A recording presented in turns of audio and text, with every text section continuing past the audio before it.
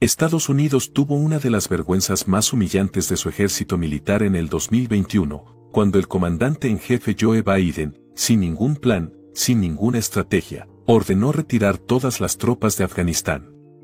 Estados Unidos dio mucha lástima. Esta vergonzosa salida solo muestra lo débil que es el pueblo estadounidense moderno, pues últimamente, ellos escogieron al presidente, que es el comandante en jefe del ejército militar más poderoso en la historia de la humanidad, pero con una inteligencia tercermundista.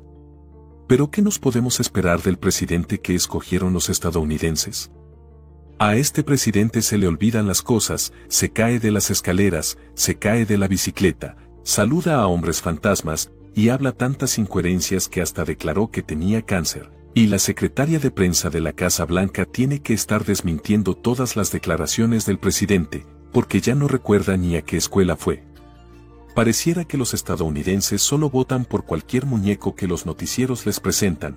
Si Jorge Ramos de Univisión dice que Joe Biden es bueno, entonces todos los latinos votantes estadounidenses van como corderos al matadero, a obedecer lo que las televisoras corruptas dicen.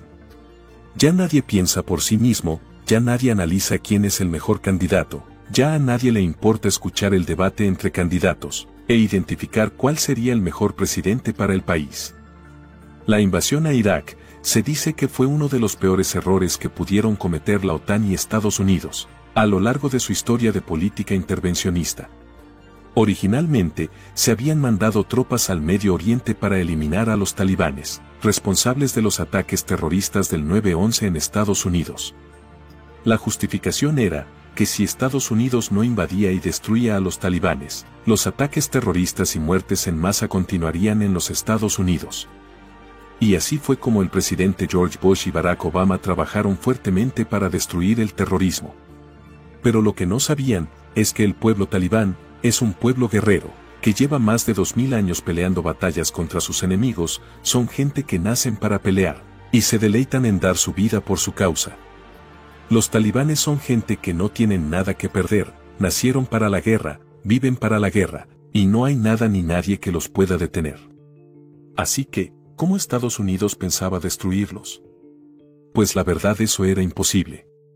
Ya Rusia lo había intentado, y fracasaron vilmente. Estados Unidos fue advertido antes de entrar a Irak, y se les dijo que no ganarían. Pese a eso y a todas las advertencias, siguieron con sus planes para realizar esa invasión, que tenía como objetivo llegar a Bagdad para quitarle el puesto al que en ese entonces era presidente del país. No tuvieron piedad alguna, llegando a enviar más de 250.000 soldados a lo largo de toda la invasión, y bombardeando muchos sitios a su paso, sin importarles si había civiles o no. Ocurrieron grandes batallas como las de Basora, Najaf y Kerbala, en las cuales los soldados iraquíes lograron mostrar mucha resistencia ante la invasión, pero no pudieron evitar el inmenso mar de sangre que vendría después. Hay mucho más que contar acerca de este acontecimiento que sacudió a Medio Oriente al comienzo del milenio, así que, ¿por qué Estados Unidos decía que Irak era un peligro? ¿Cómo se llevó a cabo esta invasión? ¿Y cuáles fueron las consecuencias con las que tuvo que lidiar Irak? Todo eso y más lo vamos a discutir justo ahora en este video, así que no te lo pierdas. La invasión de Irak de 2003, también conocida como la Guerra de Irak, fue una campaña militar dirigida por Estados Unidos, con el apoyo de una coalición de otros países, enfocada en derrocar al gobierno de Saddam Hussein y sacarlo del poder.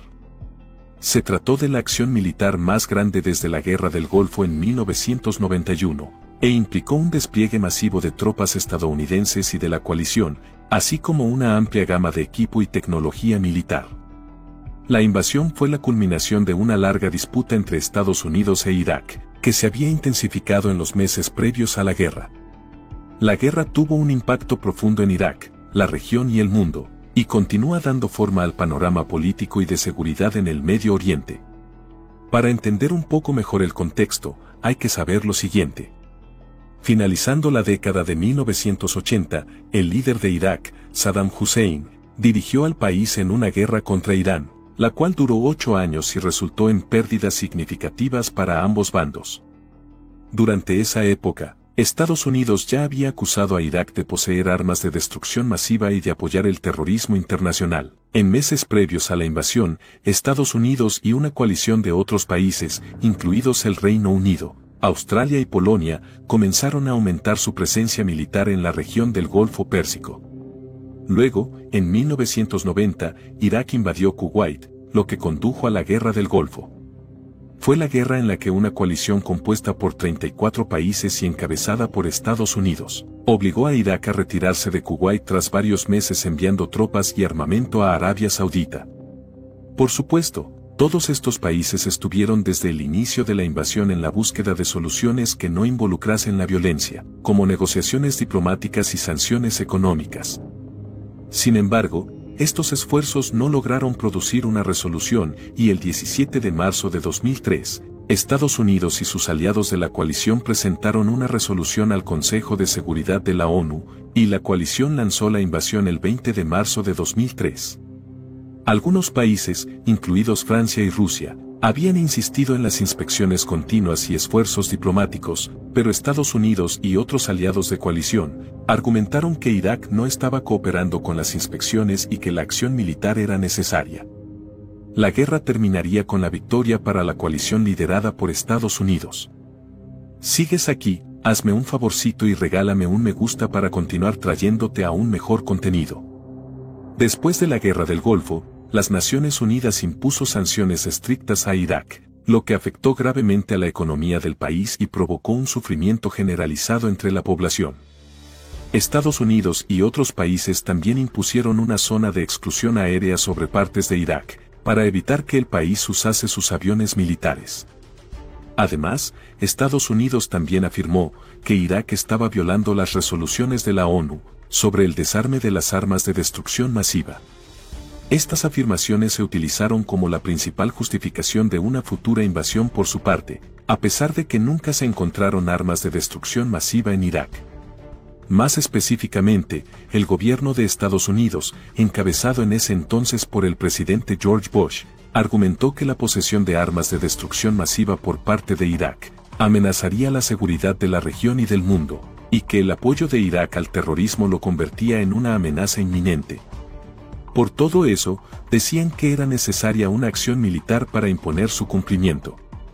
La legalidad de la invasión de Irak en 2003 sigue siendo un tema de debate hasta el día de hoy. El Congreso del país aprobó una resolución que autoriza el uso de la fuerza contra Irak, pero muchos expertos han argumentado que esta resolución no proporcionó una base legal clara para la invasión. Pese a ello, la invasión ocurrió de todas formas, y Estados Unidos recibió apoyo de otros países de la coalición como Reino Unido, Australia y Polonia. La coalición se formó para brindar apoyo a los Estados Unidos en forma de tropas, equipos y apoyo logístico. Las fuerzas estadounidenses y de la coalición llevaron a cabo una amplia preparación para la invasión, incluido el entrenamiento y los ensayos para la operación. Asimismo, antes del comienzo de la invasión principal, las fuerzas especiales estadounidenses y de la coalición llevaron a cabo una serie de misiones de reconocimiento y acción directa en el oeste de Irak, incluida la ciudad de Al-Qaim. El principal objetivo de estas misiones era recopilar información sobre las capacidades del ejército iraquí y desbaratar sus sistemas de mando y control. Los equipos de fuerzas especiales también tenían como objetivo asegurar infraestructuras claves, como campos petroleros y represas, para evitar su destrucción o sabotaje por parte del ejército iraquí. Estas misiones de fuerzas especiales se consideraron cruciales para dar forma al campo de batalla y proporcionar información importante para la fuerza de invasión principal. La coalición también empleó operaciones psicológicas para influir en la población y el ejército iraquíes, utilizando diversos medios, como lanzamiento de folletos, transmisiones de radio y anuncios por altavoz. Igualmente brindó varias formas de apoyo para el combate, como acceso a bases y espacio aéreo, intercambio de inteligencia y apoyo diplomático. Algunos países también aportaron fuerzas a la coalición, como el Reino Unido y Australia, que proporcionaron un número significativo de tropas para la invasión terrestre. La fuerza de invasión consistió en un gran número de tropas estadounidenses y de la coalición, así como una amplia gama de equipo y tecnología militar. Estados Unidos desplegó más de 300.000 soldados para la invasión, incluidas fuerzas terrestres, fuerza aérea y recursos navales. También utilizaron una amplia gama de equipo y tecnología militar, incluidos tanques, artillería, aviones y buques de guerra. De igual forma, usaron una estrategia de conmoción y pavor, utilizando una campaña de bombardeos masivos con el objetivo de paralizar la capacidad militar iraquí, para resistir la invasión. Otra estrategia que usaron fue la del gancho izquierdo, la cual implicó una maniobra de flanqueo para evitar las ciudades fuertemente defendidas en el sur de Irak, y rodear Bagdad. Mientras tanto, la fuerza defensora de Irak estaba formada por el ejército iraquí, que estaba dirigido por el presidente Saddam Hussein y su círculo íntimo de asesores. El ejército iraquí se había visto debilitado por años de sanciones, pero todavía tenía a su disposición una cantidad significativa de tropas, tanques y artillería. Utilizaría una combinación de tácticas convencionales y no convencionales, incluido el uso de fuerzas irregulares y atentados suicidas. El ejército iraquí también utilizó una estrategia de defensa en profundidad, utilizando una serie de líneas defensivas para frenar el avance de la coalición e infligir bajas. Este ejército también recibió el apoyo de varios combatientes externos, los cuales provenían en su mayoría de otros países árabes. Se sentían atraídos por la idea de luchar contra los Estados Unidos y sus aliados. El número de estos combatientes no fue significativo y su impacto en la guerra también es un tanto debatible. Ahora bien, la invasión terrestre comenzó cuando las fuerzas de la coalición cruzaron la frontera desde Kuwait, y se dirigieron hacia el norte, en dirección a Bagdad. La fase inicial de la invasión estuvo marcada por las veloces victorias de la coalición, con las tropas estadounidenses y de la coalición capturando rápidamente las partes sur y oeste del país. La coalición enfrentó una fuerte resistencia del ejército iraquí, en especial en las ciudades de Nasiriyah, Najaf, Kerbala y Basora. Esto dio lugar a lo que se conocerían como la Batalla de Basora, la Batalla de Najaf y la Batalla de Kerbala. Se caracterizaron por intensos combates contra las fuerzas estadounidenses y de la coalición, mostrando la fuerte resistencia que tuvo el ejército iraquí, el cual se había atrincherado en las ciudades. Las batallas también involucraron el uso de tanques, artillería y apoyo aéreo por parte de las fuerzas de la coalición. La lucha continuó durante varias semanas y la coalición se acercó gradualmente a Bagdad. La ciudad finalmente fue tomada por las fuerzas de la coalición el 9 de abril de 2003, y el régimen del presidente Saddam Hussein fue derrocado. La coalición declaró el fin de las principales operaciones de combate el 1 de mayo de 2003, y tomaron el control de la ciudad. El presidente George Bush afirmó que Estados Unidos y la coalición habían logrado sus objetivos de derrocar al régimen de Saddam Hussein y destruir su capacidad para fabricar armas de destrucción masiva. El ataque no logró matar ni capturar a Saddam Hussein, y no está claro si estaba en el complejo en el momento del ataque.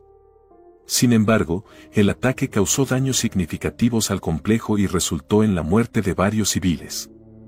Muchos consideraron prematuro el anunciar el fin de las principales operaciones de combate, pues las fuerzas estadounidenses y de la coalición tendrían que continuar lidiando con desafíos que aparecerían después, como la insurgencia y la violencia sectaria.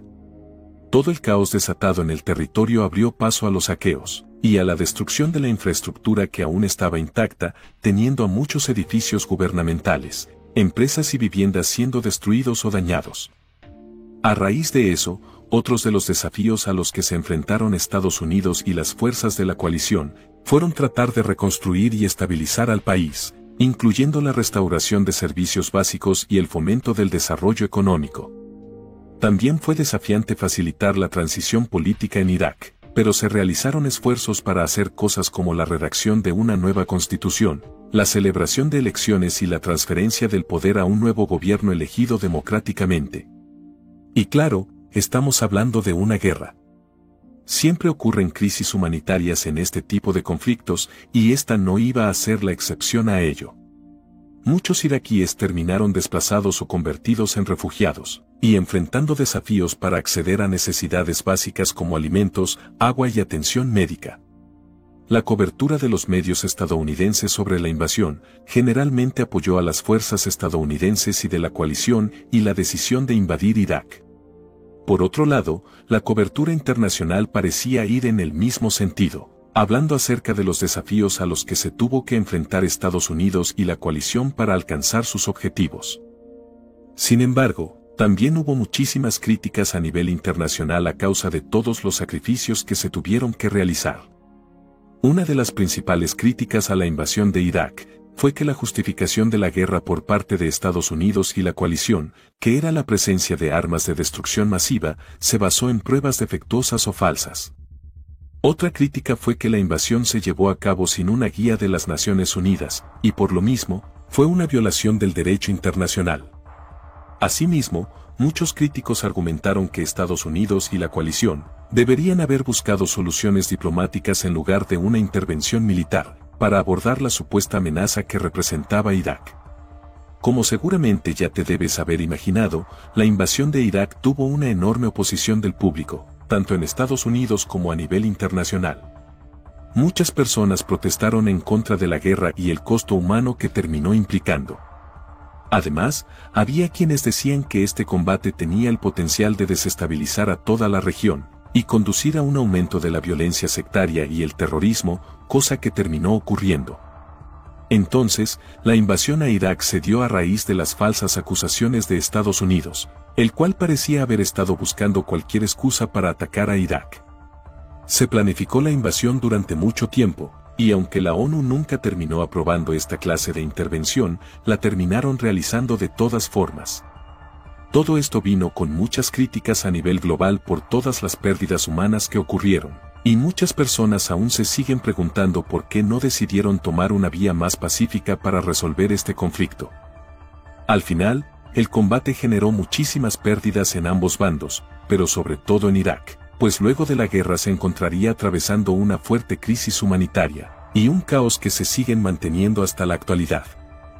La situación de los derechos humanos en Irak continúa siendo una preocupación, y el país todavía enfrenta muchos desafíos en materia de derechos humanos en el presente.